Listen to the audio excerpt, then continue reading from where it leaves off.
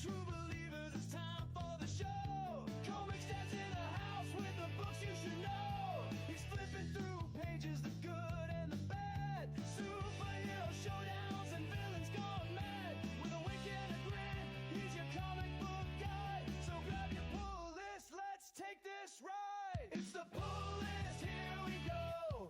ComixDad's got the highs and lows. From epic wins to flops that miss, he's breaking down the books on the pull list.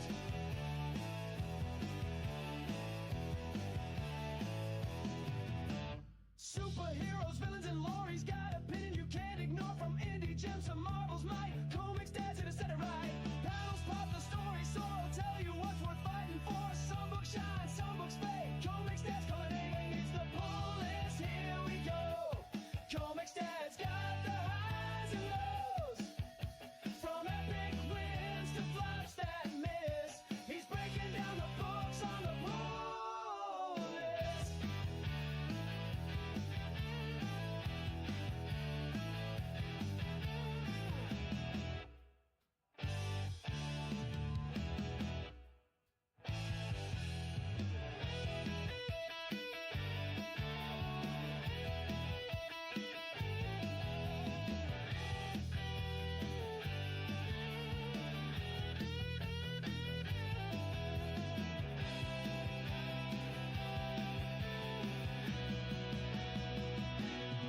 So grab your stack, don't miss a beat.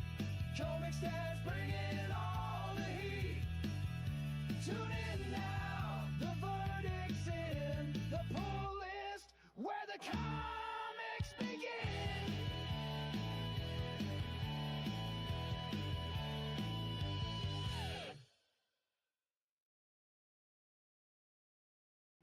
What's going on, everybody?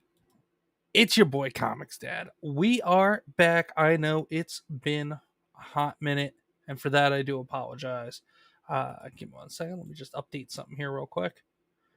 But yeah, like I said, it's definitely been a hot minute. Probably about a month's worth of hot minutes. And for that, I apologize. Just for those of you who regularly watch the channel, I started a new job beginning of last month, end of August, which required me to pretty much change almost my entire sleep schedule. And it took a while. I've adjusted to it now. I tried doing a couple of shows, couple of streams here and there. It didn't work out. There was also, over the last few weeks, I've been sick. I've had things going on with just personal life, real life, the family, stuff like that. And also, I would have done this last night, but we were actually away for the weekend, and I'll get into part of that as to why we were away for the weekend. But yeah, but I am back. We are back. We're doing the poll list. We're going to try and keep it a regular weekly show like we were doing for a while. But my apologies to those of you who missed who missed having the show. And I hope that you'll all forgive me. But let's hop into the chat real quick. We got Brimstone, who is here a hell of a while ago. Said 83 minutes till ComixDad. But thank you, Brimstone, for popping in there. And then White Devil Otaku said, it's been a minute. Hope you're well. Overall, I am well, man. I am well for the most part. Like I said, just about 2-3 weeks ago, I was sick as a dog. Adjusting to the new sleep schedule. I'm pretty much fully adjusted now. And then also, what was it? While we were away this past weekend, I developed a sinus infection. Yay! Go illnesses. But, oh, excuse me. Sorry about that. But yeah, we're here, and we are here to not only just talk about new comic books, but also to, explain where I've been, why we haven't been doing the show, which, check. That's done already, but also to explain where I was this past weekend, what I saw, and we're here, and we're also going to discuss a couple of things in comic book related news, especially one thing that's been flying around the internet for the last several days, which ties into where I've been for the where I was over the weekend. But this wouldn't be the poll list if I didn't at least start with showing you my poll list for the week. And we'll dive in a little bit deeper. It's going to be probably a quicker format. I'm going to try something different just because of my new sleep schedule. Want to try and keep the show to like an hour and a half. So we're gonna do our best here. So considering I'm gonna be talking about other stuff as well, going over actual new comics this week is not going to take up the majority of the show like it normally does. But I'm going to do my best. So here we have this week's poll list, or at least my poll list for the week. We'll go over it real quick, and then I will talk some comic book news, and then I will go into probably each of the publishers, and then I'll go into something else afterwards. But just a real quick rundown of my personal polls for the week. Absolute Flash, number 8 out of DC. The Blue Falcon and Dynamite, number 2 out of Dynamite. Fantastic Four and Gargoyles crossover, number 1 out of Marvel. G.I. Joe, number 12 out of Image. Ghost Pepper, number 4 out of Image. Punisher Red Band, number 2 out of Marvel. Racer X, number 2 out of Mad Cave Studios. Rogue Sun, number 30 out of ImageComics. Teenage Mutant Ninja Turtles Shredder, number 2 out of IDW Publishing. And Wolverine Revenge Red Band Raw Black and White Edition, number 4 out of Marvel. So, screw it, we'll just jump into the publishers real quick. So, first things first, let's talk about Marvel. So, Amazing Spider-Man, everybody knows that the last volume of Amazing Spider-Man, predominantly written by Zeb Wells, was absolute dog shit and trash. Not worth the time, just more crapping all over Peter Parker and his life and him as a person and him as Spider-Man. Alright, there's Brimstone. You're good, man. Don't worry about being late ever. You're good. And White Devil Otaku said all good life happens. I appreciate it, man. But I appreciate you guys being here now. And but yeah, so with Amazing Spider-Man, this new volume, or Joe Kelly took over Amazing Spider-Man in the last volume. I think it was around issue, I want to say it was somewhere around 50 or 60, if I remember correctly. I think it was 50. But he kind of had to deal with the nonsense that Zeb Wells started, and so it ended up not being all that great. But because of all the damage that Zeb Wells did, and how Joe Kelly kind of didn't really do anything with it once he took over. I've had no interest in this current run of Amazing Spider-Man that's been going for the last 14 months. But I have been reading some interesting things about people's thoughts on it. So, more or less, basically, somehow Peter ends up disappearing or losing his powers or something along that line. But basically, Norman Osborn decides he's going to step into the mantle of Spider-Man because New York and the world needs Spider-Man. So kind of interesting. But I have been seeing from people overall that I mean, although it is a step in the right direction compared to the last volume, it still falls flat on its face for the most part. But that is the state of Marvel Comics, and it has been the state of the majority of Marvel Comics for over a decade now.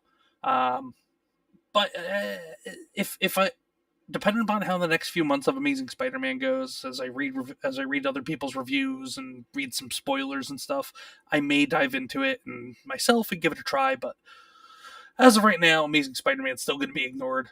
Captain America #4, I haven't seen anything bad about this, and I want to give it a shot because I want to see if we're getting a true Captain America story or not. I'm just very doubtful because of, well, we all know the kind of people that work in Marvel Comics nowadays for the most part. But yeah, so Captain America 4 is not on the poll list, but I am intrigued by it at least. Oh, excuse me, guys. But Punisher Red Band #2, I read Punisher Red Band #1 when it came out last month, and Benjamin Percy did a pretty good job setting up a pretty interesting story. But Brimstone said the Amazing X-Men was pretty fun. I liked it. It was last week. I will look into it, my man. Be looking into getting Red Band. That's a good book. Yeah, the Red Band books are fun. Really, all the Red Band books are is just, more blood, more gore, stuff like that. But Punisher Red Band #1 written by Benjamin Percy. It's a different. It's approaching Frank Castle and what he does from a different angle, and I'm intrigued by it. It was good enough writing to have me want to get the next issue, which is coming out this week. But I am not. But the way issue #1 ended, I am very hesitant in terms of what direction they're taking Frank Castle and the Punisher in this story moving forward. Brimson said, "Oh, heads up, Age of Revelation Sabretooth book. It's a chick read."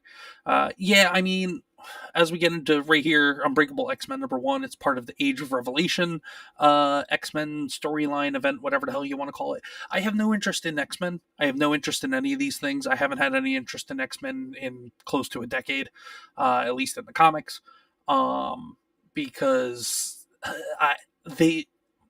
the people in Marvel don't even know what the hell they're doing with X-Men for the most part. So I've pretty much more or less decided if it's a mainline X-Men title, I'm not touching it until there is somebody working on it that I recognize as a writer that is trustworthy and will do something better than what we have gotten. But yeah, this whole, the X-Men are jumping into the future and then going back to the past and all that stuff. Like, we've had that already. It was called Days of Future Past. Like, we've had that. Why are you trying to do the same shit over and over again, but just doing it in different ways with a couple of different characters? Like, I couldn't care less. So any of the X-Men titles just need to take a. I think they need to take a break on X-Men for a while in Marvel Comics and bring X-Men back to Marvel movies and Marvel TV, which they did with X-Men 97 about a year or two ago with season 1. Everybody seemed to like it. Season 2 is in development right now. By all accounts, it's a new team, but some new team and but a lot of the team is returning for X-Men 97 season 2, minus Beau DeMayo, who without him, season 1 wouldn't have been as good as it was because he fought back against Kevin Feige and the Marvel execs in terms of how the story should have went. So props to Beau DeMayo for that. It's the only time I'll probably ever speak highly of him. But we do have Fantastic Four crossing over with Gargoyles here, which is interesting. So the Gargoyles. Greg Weisman is the creator of the Gargoyles is actually writing this. So you know what? I will actually.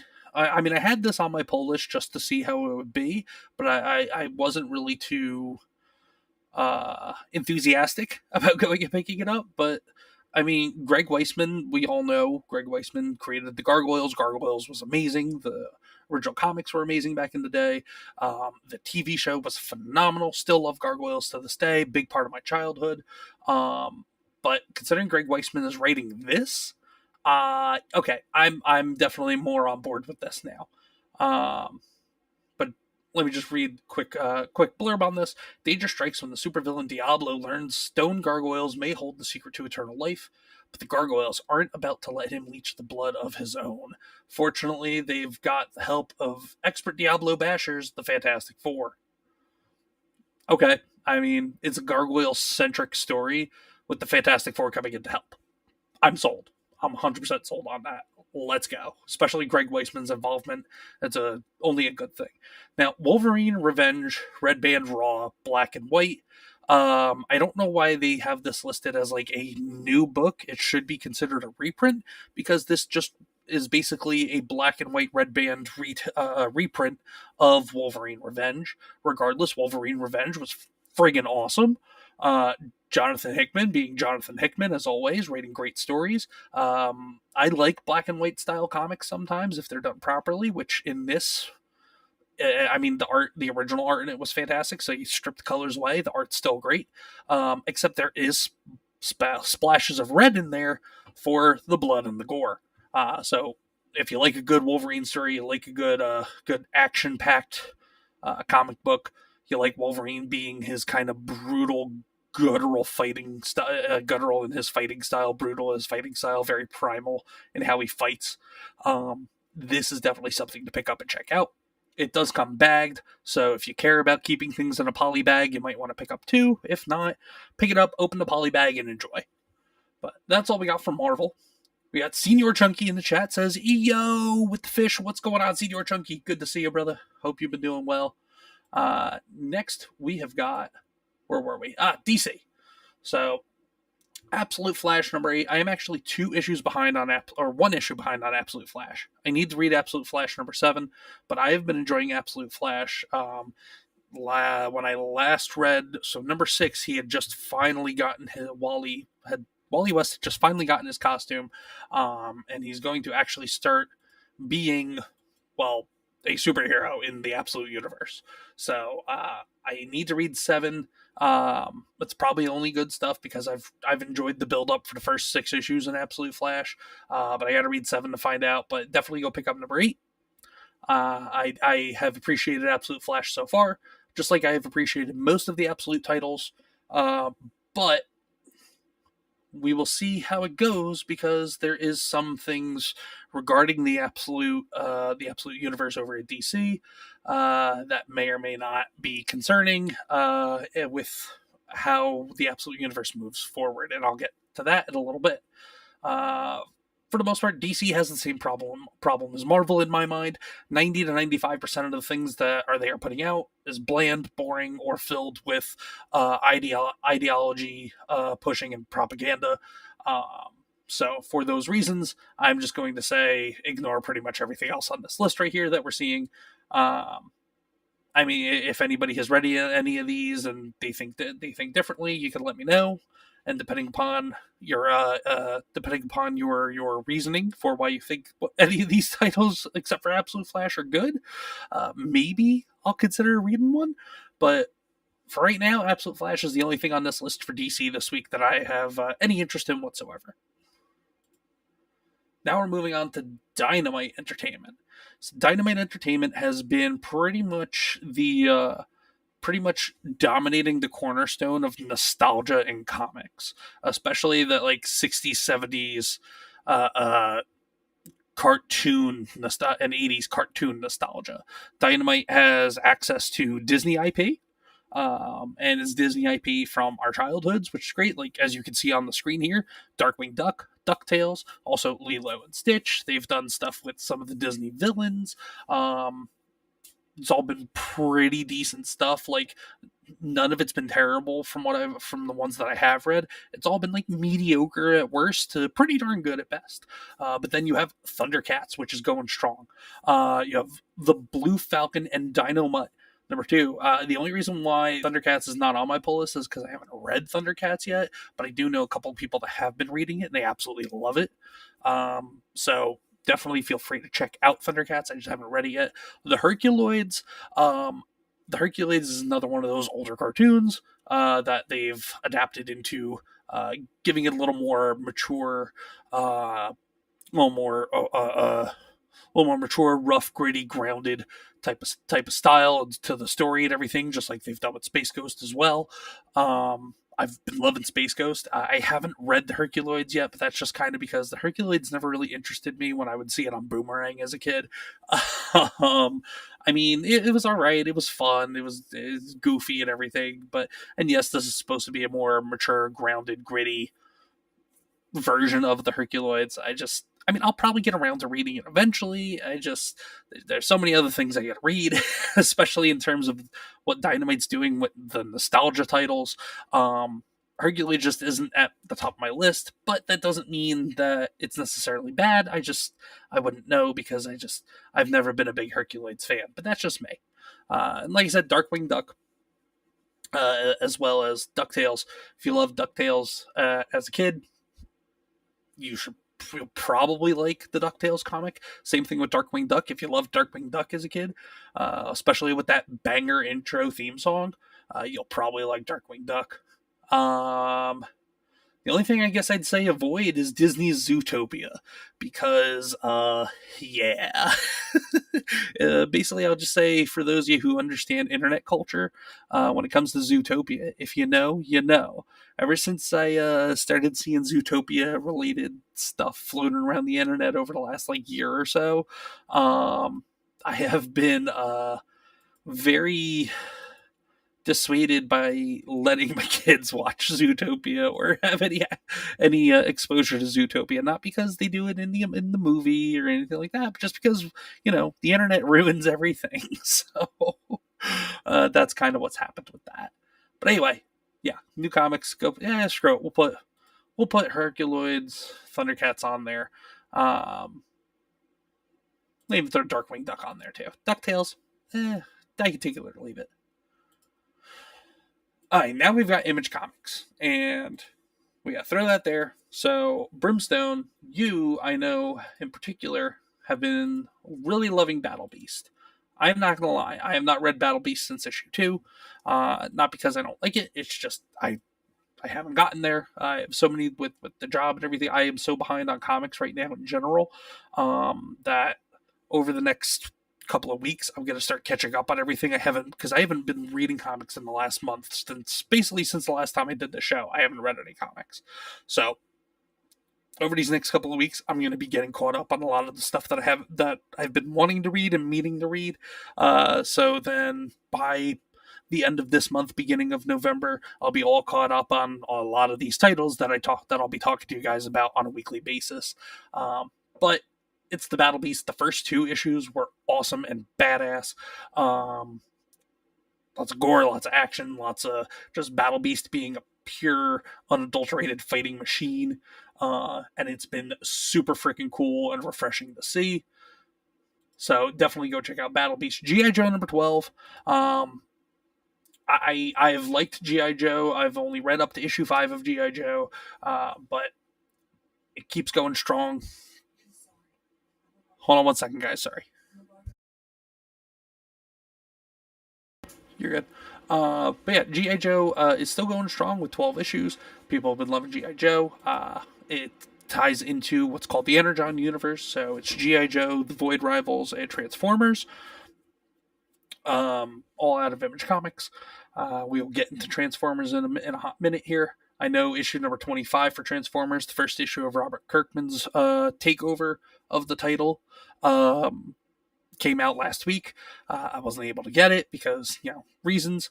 But I am picking it up at the end of this week from my local comic shop because I have a whole bunch of stuff I need to go pick up. I haven't been to my local shop in almost a month either. So I had a lot of stuff to pick up and catch up on. But yeah, G.I. Joe number 12, though. Go pick it up, check it out if you like G.I. Joe, if you like Transformers, if you like the Energon universe and what Robert Kirkman's been basically kind of leading the way on in terms of just kind of his vision for how that whole interconnected universe at Image is unfolding between those three titles.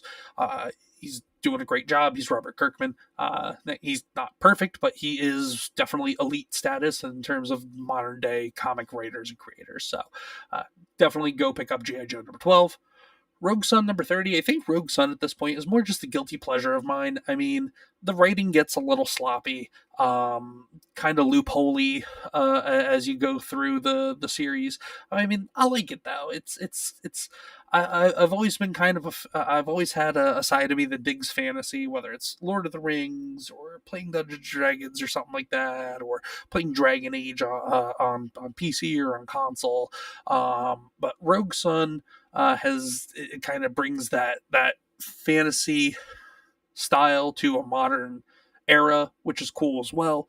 But I mean, Rogue Sun's definitely not going to be for everybody, but it is for me. So if you're into stuff like that and you want to give it a try, I would definitely say go pick up go find Rogue Sun number 1. It's easily you can easily find it at most comic shops. It's not a super huge hot selling title like Transformers or The Walking Dead or Spawn. So you'll be able to find it somewhere. And if you have been reading Rogue Sun, then you know what's going on. You know what's up with it. So go pick up Rogue Sun number 30 in that case. Ghost Pepper number 4. Ghost Pepper has been my surprise book of 2025. Ludo Lullaby is primarily a comic book writer, but this is the first thing, not writer, an artist. But this is the first thing that he has struck out on his own to write, and it's through Image, so it's his own original story, telling the story he wants to tell in kind of this post-apocalyptic world, post a giant. Basically a giant entity, a giant being, a giant humanoid ravaging the world, and then a group of like superhuman people with superhuman strength stopping him, and then the world end up while it's been recovering and trying to rebuild over like a decade since the creature was defeated and banished to the moon. Like a new religion has been created based around the heroes that stopped the giant apocalyptic thing from destroying it. But then there's this guy here who, for some reason, is not, because everybody's also tracked with like an ID number and everything. So digital ID is a thing, like almost barcode type of deal. But then this guy appears at this girl's food truck. Like soup noodle food truck, and he ends up getting attacked by the security police robot in this world because he doesn't have a registered ID. And as we go through the issues, we find out something about him by the end of issue 3, and it's like, wait, what? Oh, that's cool. So between the art style, the story that he's telling, and also he just does a great job with his action scenes. Ghost Pepper, like I said, has been my surprise of 2025 in a very good way. So definitely go check out Ghost Pepper. Go pick it up. If you sleep on it, you're missing out. But that's pretty much it for everything out of Image that at least I want to talk about. Now we have IDW. IDW is hanging on by a thread, in my opinion. IDW, when they lost Transformers, they lost their cash cow. Ninja Turtles has not been good. This new volume of Ninja Turtles, even after they changed the creative team after, I think they're changing the creative team after issue 10. I believe it was. I don't have any hope for it because it's just been bad. Or maybe it's after issue 12. I don't remember. But it's either issue 10 or 12. The creative team, the writers, art team, everything changes. But but I think the damage is done already. IDW has just been leaning heavily into Transformers and Ninja Turtles, and now over the last few years, over the last almost 3 years since they lost Transformers, they've been leaning even more heavy into Ninja Turtles, and it has not been paying off for them. Although I will say that Teenage Mutant Ninja Turtles Shredder, the first issue was pretty neat, and it took me by surprise. I'm not going to say it's amazing, it's like a breakout title or anything like that, but it was enough to say, oh, this is cool. We're getting an Oroku Saki, aka the Shredder, centric story where he is the main character and we're following his story. And it starts with basically him trying to come back, reclaim the Foot Clan, it's the way that it's unfolding. It seems like it's going to be kind of like a detective like almost like a not detective story, but like a kind of a detective story, I guess. But with a hint of revenge behind it, with a lot of merciless Shredder beatdowns packed into each book, probably too. So, but that was also only my takeaway after one issue. The second issue comes out this week. But I'm looking forward to it. So if you like the Shredder, if you like Ninja Turtles, and you want something that's not the typical IDW garbage, in my opinion, this new Shredder title, it's enough to keep me interested in what's going on with the Ninja Turtles, but barely. The actual mainline Ninja Turtles by IDW, I have no interest in it. It hasn't been good in a long time, and it's continuing not to be good. So until I see or hear something different, I'm not going to really care. Let's see. Where are we now? This is Mad Cave Studios. So Mad Cave Studios has Speed Racer, and they have basically the whole Speed Racer universe. So we have a Racer X title out of them now as well. Racer X #1 I was able to pick up, and I read it, and it was just as good as Speed Racer. I love the updated, like, kind of almost modern take on the art style and the setting, with just kind of the overall character designs and everything, but it still feels like a true street racer story. And basically, we're getting Racer X in peak Racer X form in this title. Like I said, it's only been one issue, but by the end of me reading it, I'm like, okay, why didn't we ever get a Racer X cartoon back in the day when they were making Speed Racer? Because a Racer X cartoon would have been awesome. Or even in the day of reboots and everything, like, why are we not getting a Racer X cartoon now? Like, or a Racer X anime or something like that? That would be badass, especially if it was what they did in issue 1 of this. But that's just me. Yeah, there's nothing else really going on here. Gotcha Man, I've never been a fan of Gotcha Man, so I've never had an interest in picking up and reading this. And Mad Cave Studios is just one of those small indie publishers that, unfortunately, they don't really have a whole lot going for them for the most part. But when they do put out something good, it's really good. So for me, that's Street Racer and now Racer X. Let's see. Okay, so the reason why I have this up here. All right, so you know what? Hold on. We're going to go to here. We're going to come over to here. There we go. So I will go do that. That's it for the book, for the new books for the week. And I kind of breezed through that because I do have something else I want to talk about tonight. But once I'm done talking about this next topic, I'm going to go back or the next two topics. I'm going to go back before we close out the stream and just give you guys the quick once over of my pull list recommendations for this week. But so I had told you guys at the beginning of the stream that we were away this weekend. So we were away because Queen Comics wife and I, we were fortunate enough to be able to, about a month and a half ago, we were fortunate enough to win passes to a certain event through a local fundraiser that was being done here where we live, or in the general area of where we live. And said event was New York Comic Con. So we had gotten to go to New York Comic Con. That's where we were. We traveled back to New Jersey to go see some family. And then Friday, Queen Comics wife and I, we woke up at 5:30 in the morning, got on the train, went into New York City, and we tried to enjoy the day as best as we could at New York Comic Con. I have thoughts about New York Comic Con. Now, mind you, I have been to New York Comic Con once before. It was, I believe, New York Comic Con 20. I keep forgetting. It was either 2012 or 2013.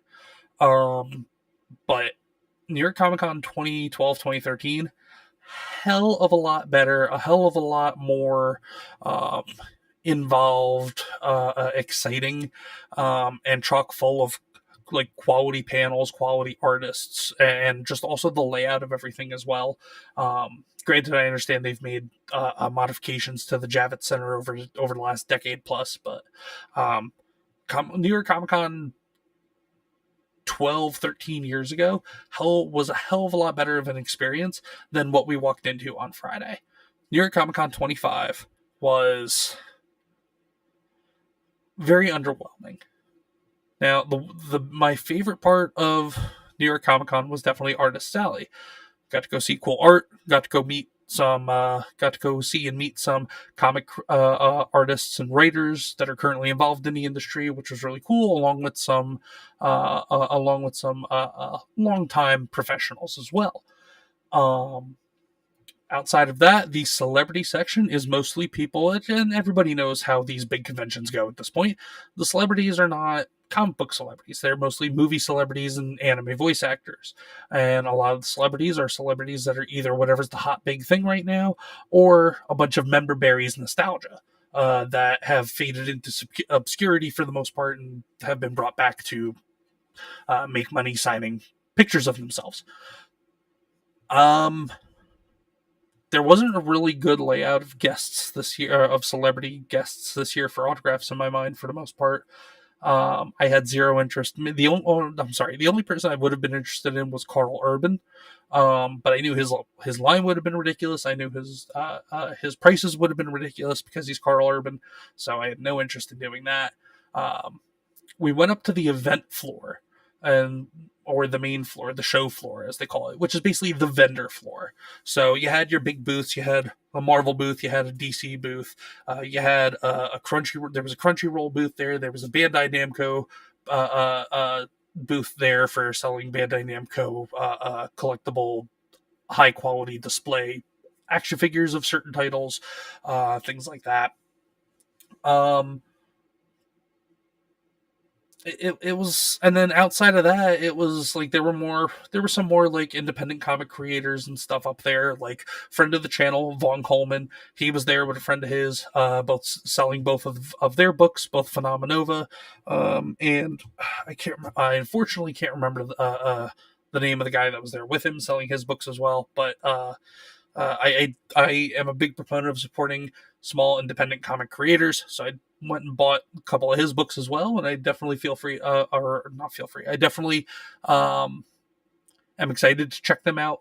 It seemed pretty interesting. One of them was one of the books that the guy wrote was it's basically a graphic novel telling the story of his grandfather, who served in World War II Russian military, and kind of telling the story of what it was like behind the Iron Curtain during World War II. So that was definitely interesting. I'm definitely looking forward to reading that.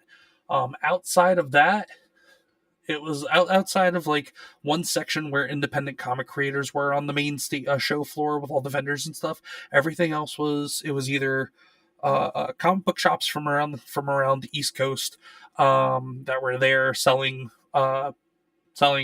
classic and vintage comics at ridiculously overcharged prices, well above market value, or it was people selling anime figures, cosplay accessories, and like 3D printable crap.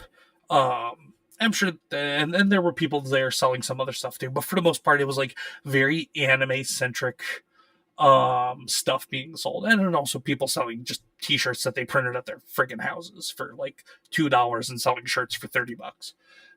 But it was underwhelming for the most part.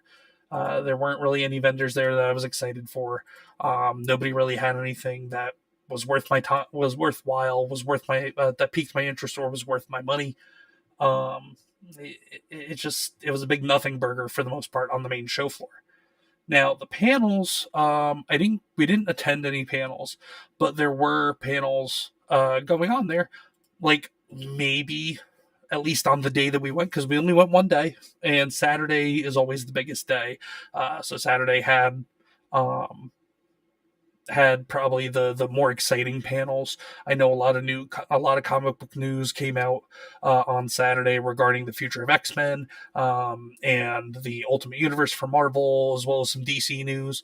But when we were there on Friday, there wasn't a whole lot going on. There was a Marvel panel with their editor-in-chief, CB Cebulski, that piece of shit who's been nothing but ruining Marvel ever since he's been involved with the company. And then there was a panel with Jim Lee for as legendary as Jim Lee is with his art, in terms of him running DC, fuck Jim Lee. He is just as bad. He's just as bad as the talent that's at DC for the most part, in terms of the ideology, the bullshit, the lack of talent, all of it. But that's just me. That's just my opinion. Now down in, and all that is to say that down in Artist Alley, there was a particular comic book artist / writer that I was very excited to meet, because he has written one of my favorite comics in the last several years. And granted, as we all know, 99% of people in mainstream comics are very heavily aligned politically with the left. But I mean, most of them just seem like they're, well, not most, but some of them are just kind of regular everyday people that just, they have differing political opinions, and that's fine with me. As long as, you're not shoving it down my throat, putting it heavily into your work, making it about what your identity is, as being voting blue and being a leftist and all that stuff. Then as long as that's not how you approach it, then we're cool. Whatever, that's fine. I can separate the artist from the art for the most part. There's one particular artist that was there that he could not separate his political views from his art, and we are talking about Daniel Warren Johnson. Daniel Warren Johnson, who has been writing one of the hottest selling, one of the most popular comics in the last 2 years, the Transformers series out of Image, Skybound. Issue number 24 came out last month. Issue number 25 came out last week. As of issue 25, Robert Kirkman has taken over in terms of his writing duties. But I was really excited to go meet with Daniel Warren Johnson, because I've loved what he's been doing with Transformers, and he has another title, I think it's like a 10 or 12 issue series, called The Moon is Following Us, which is really, I thought was really good as well, and I really appreciate it. So I was like, oh, you know what, let me go meet him, and I actually ended up bringing my Transformers #1 with me, and I got a signature right there. But unfortunately, what I did not realize until after I got to him at his table and had met him and told him how much I appreciated his work on Transformers, what I didn't realize until after I was done talking to him and shook his hand and was walking away, was that there was a specific piece of art that he had done custom for the show. And it's this one that I'm sure everybody has come to see over the last several days, because he decided to post it on X. Coincidentally, the same day that we were at Comic-Con.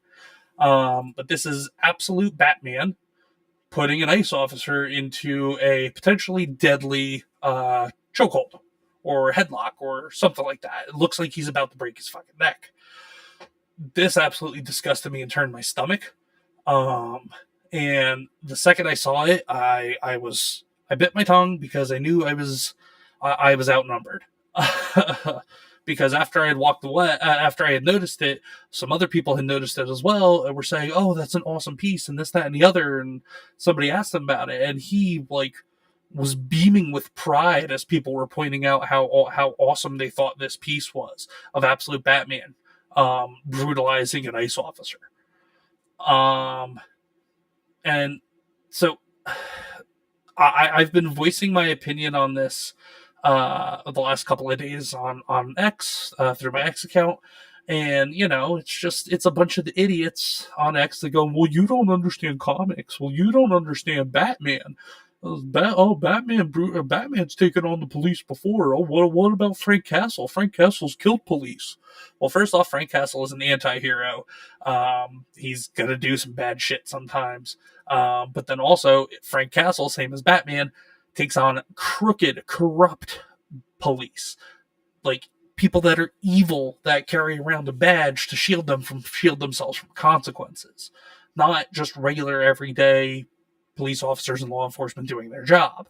But yeah, this was, and everybody has been making their thoughts known about this one way or the other. This kind of sums it up. 2025. This is my favorite cartoon character, and he would agree with my politics. So, I mean, I even said in a post, I was like, on here actually, I said down here, I was so excited to meet you today. Then I got to your table and saw this. I regret having met you today and shaking your hand. And 7,000 people saw it, 50 plus people liked it, but there were some people that just, oh, well, your AI profile picture, nobody cares. Why would you be excited to meet him if this would upset you? That makes no sense. Do you need a tissue? Grow up. You're a culture tourist. No, I'm not a culture tourist. It's called, there's a line, and I feel this dude crossed it. Like, I don't have to like everything. So, but that's just, that's these smooth-brained leftist nut jobs. But like, I'm so sick and tired of our media, of our entertainment, of everything being so politically coded. And somebody was like, and somebody actually said, well, you have everything else in entertainment and media now, blah, blah, blah, meaning like Republicans, right? People that vote, that are conservative, that are center right or further, common sense, logical individuals, in my opinion, for the most part. But I was like, okay, well, and my response to somebody like that that said that was, well, I don't even necessarily want things that are like quote unquote conservative or Republican coded. I just want good stories that make sense, that don't depict evil, vile stuff from, the antagonists, the people that are supposed to be the good guys in our stories, the people that we're supposed to be rooting for. That'd be one thing if it was like the Joker doing this, or like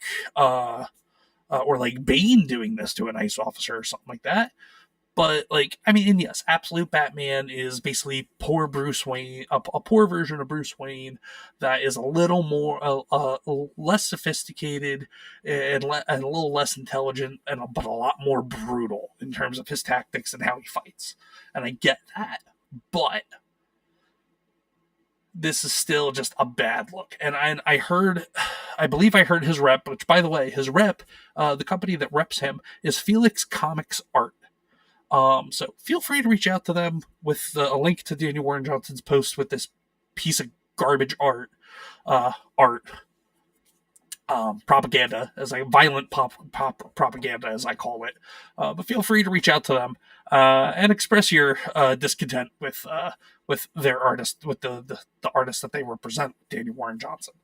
But yeah, that's kind of about it for me. I didn't really have too much to say on that, but New York Comic Con as a whole, I will say there were a couple of pluses out of it, besides getting my Transformers #1 signed by that piece of shit. I was able to meet Kyle Higgins, who Kyle Higgins has been a longtime writer for DC. He also created Radiant Black, which is a superhero title out of ImageComics, and he is the architect of that connected superhero universe at Image called the Massive Verse. But also, Kyle Higgins is writing the new series at DC, Immortal Legend Batman, which is kind of like Cosmic Super Sentai Batman. So I was able to meet him. I met him once before at a local convention out here by where I live. Unfortunately, at the time, he wasn't writing this. And also, I didn't have any copies of Radiant Black on me for him to sign. Now, this time, the other way around, I knew he was going to be there, so I grabbed not just this one cover of Immortal Legend Batman, but this other cool, awesome variant foil cover as well that I had. but I didn't bring Radiant Black. So, unfortunately, it would have been nice to have him do both, but he didn't. But that was cool meeting him. And then there was also another comic book writer and artist that I met there that work together on one of my favorite titles that I've come across over the last couple of years, and it's James Tynion IV as the writer and Werther Deladera as the artist. And I'm talking about Boom Studios' Something Is Killing the Children.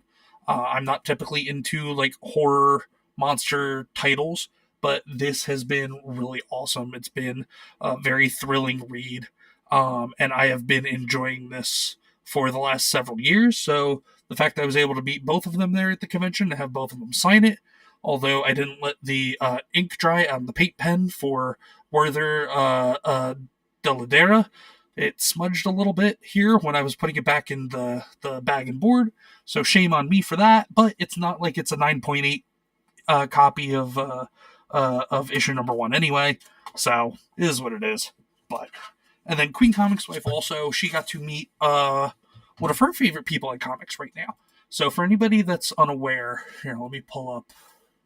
And Sergeant Wilkie, I see you in the chat, brother, with the bananas. What's going on, dude? Good to see you, my brother. Hope you've been well. Let me see if I can find this title for you guys that Queen likes. Here we go. There we go. So Queen Comics' wife got to meet her favorite comic book writer currently, and that is Stephanie Phillips, who is the creator of this title out of Boom Studios called Grimm. It's the story of a young woman who basically ends up becoming a Grim Reaper and is actually the daughter of the Grim Reaper herself or himself. So she got to meet her, and Stephanie Phillips is by all accounts probably at least internally a raging lunatic leftist, but just meeting her, she was very kind, she was very polite, she was very nice. She didn't try pushing any kind of propaganda or anything like that to anybody she spoke to. She was just really appreciative of people being there to talk to her about her work.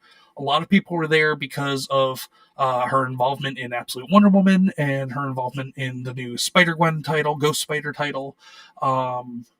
But my wife Queen Comics' wife was pretty much the only one there as far as we know that was there to see her because of this title. She was really super appreciative of it. Also, Stephanie Phillips is writing Planet She-Hulk, which is spinning out of Jonathan Hickman's Imperial event out of Marvel right now, which is the only good thing out of Marvel besides the Ultimate Universe, which is coming to an end at the end of this year, beginning of next year, unfortunately. But I have that one shot tie-in issue written by Stephanie Phillips to see if it's any good. We'll see. But Queen Comics' wife was happy to meet her too. But yeah, so overall though, my thoughts, guys, is that if you are ever going to go to a comic book convention, if you haven't done so, you definitely want to go to one. They're lots of fun. But if you're going to go to one, don't go to one of the big ones. Don't go to San Diego Comic-Con. Don't go to New York Comic-Con. You want to go to like maybe some of the medium-sized ones, like GalaxyCon. We went to GalaxyCon in Richmond, Virginia almost 2 years ago. And that one was a lot of fun. They had a good variety of vendors that went there. They had a decent amount of celebrities that like people actually kind of gave a crap about, but they weren't like there weren't as many like super high-end celebrities that were going to charge you an arm and a leg for a picture or an autograph. Like there were some celebrities that didn't even have lines that like were taking the time to 5-10 minutes to talk to people that came up to them. So like go to like your medium-sized conventions if you want to meet some celebrities or quasi-celebrities and have a good time and have a good variety of stuff. But then if you really want to go and get a good variety of like comics, go hunting down comics at a convention and discovering like independent creators and stuff like that, you want to go hit your small local conventions. The ones that are held at like community colleges or high schools or like or in the parking lots of of like a library or something like that. But I found out what the value was of the passes that we had wanted to go to New York Comic Con. And basically, it turned out to be each pass plus taxes and fees, everything like that, was $100 a person. Fortunately, we didn't have to pay that because, like I said, we won it through a fundraiser event that was held locally. But if we did have to pay it, I would have been very upset that I paid that much money just to walk into that damn place. But we did pay also like $80 for the train round trip for the two of us as well. So for us, if we did pay for the passes, it would have been $280 for us to go to a very, very underwhelming and disappointing New York Comic Con. But that's just my opinion. It's one man's opinion. But you guys, you guys let me know either in the chat or in the comments section if you're watching this on replay, kind of what conventions you guys like going to, if there's any medium scale conventions that operate on like a regional or quasi national basis or level that you enjoy going to. Brimstone said MegaCon. Yep, MegaCon. There's a small outside chance that Queen Comics Wife and I may be going to MegaCon in March. I do not know. Nothing is set in stone. We're probably gonna make a decision come December if we're gonna go or not. But don't know yet. It's just something that we're playing around with the idea of. Plastic City Comic Con as well. All right, I'll have to look that up. Lavistra was here, says, and I have arrived. You have arrived as I am getting ready to depart. Like I said at the beginning of the stream, I wanted to try to keep this between an hour and a half tonight. It's the first stream back. I wanted to talk about New York Comic Con stuff, so I kind of took the first 25 minutes or so, breezed through the actual pull list section of new comics for the week, so I could talk about my experience going up to New York, going to New York Comic Con, and the whole Daniel Warren Johnson bullshit. But yeah, it is what it is. Let me refresh the page here because it is that time. It is that part of the show where I'm going to give you guys my overall pull list for the week. Just a quick recap. So everybody watching, feel free to take a screenshot. And I will also be posting this on X after the show is over. If I remember to. But yeah, guys. So real quick, we have the rundown. So we have Absolute Flash number 8 out of DCComics. The Blue Falcon and Dynamite number 2 out of Dynamite. Darkwing Duck number 6 out of Dynamite. Fantastic Four and Gargoyles crossover out of Marvel. ImageComics G.I. Joe number 12. Ghost Pepper number 4 out of ImageComics. The Herculoids number 9 out of Dynamite. The Invincible Universe Battle Beast number 6 out of Image. Punisher Red Band number 2 out of Marvel. Racer X number 2 out of Mad Cave Studios. Rogue Sun number 30 out of Image. Teenage Mutant Ninja Turtles Shredder number 2 out of IDW Publishing. Thundercats number 19 out of Dynamite, and Wolverine Revenge Red Band Raw Black and White Edition number 4 out of Marvel Comics. So basically what that is it's just issue number 4 of Wolverine Revenge by Jonathan Hickman. It's just in black and white with red for the gore. That's all it is. And it's a little more gory and a little more intense. It's a more intense version than like the mainline kind of quote-unquote censored version that was released to the public back when Wolverine Revenge was first coming out. But yeah, that's it, guys. That's the pull list for this week. I appreciate you all being here. I know it's been a while, but I am back, and we are going to hopefully nothing will come up that will stop me from continuing to do this show on a weekly basis now that I've adjusted to my new sleep schedule for this new job that I've been in for over a month now. And I'm not sick for the most part. I'm dealing with a sinus infection, but it's not terrible. But yeah, guys, I'm back. I'm not going to be doing gaming streams. I'm not going to be doing 30 plus hours of streaming a month or anything like that. And honestly, as much as I would like to go back to doing my long form videos, I just don't have the bandwidth for that either, because I am out at work I am out of the house for up to 12 hours a day, every day, Monday through Friday, because of work, because of this job. So as appreciative as I am of the opportunity, it's just, it leaves me with practically no time at all for the kids and the queen, except for pretty much on the weekends. So pretty much I'm just going to be doing this in Comics Couple Cafe. Talk and Shop will be back next week. My guest is going to be independent comic colorist, goes by Tartan Ninja on X. That should be a fun show. That will be not this coming Thursday, but the following either Thursday or Friday. I might have to change it to Friday. I'm not sure yet. But this week, either on Thursday or Friday, is going to be another Comics Couple Cafe, because we did one 2 weeks ago. So we're doing another one, because that happens every 2 weeks. So, yeah, guys, that's pretty much it for me. I appreciate you all being here. And being back for the first solo stream here on the channel in a while. I've done some Comics Couple Cafes with Queen Comics Wife. I did my last Talk and Shop was, I think, oh no, it wasn't even 3 weeks ago, because that got rescheduled because I wasn't feeling well.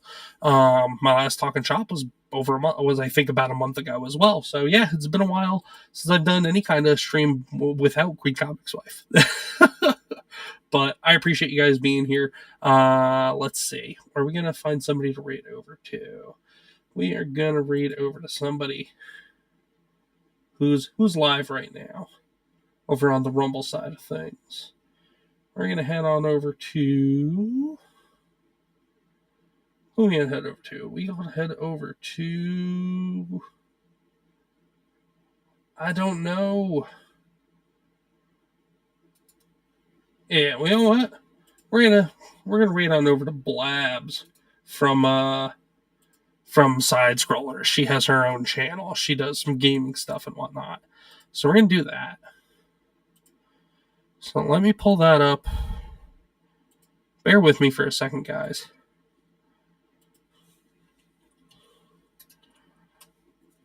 All right, cool.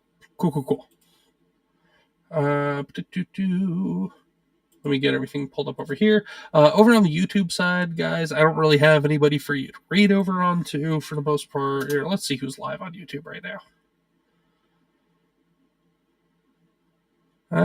Isaac's live. Yeah, well, we'll do that. We'll read over to Isaac. Well, not read. I don't think I can't read on YouTube yet.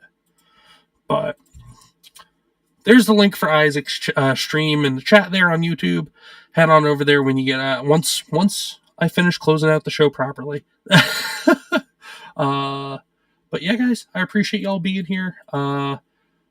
As always, well, yeah, first grab screenshot of all these books for the week, because it's the pull list for the week. But yeah, can you guys tell I'm a little out of practice?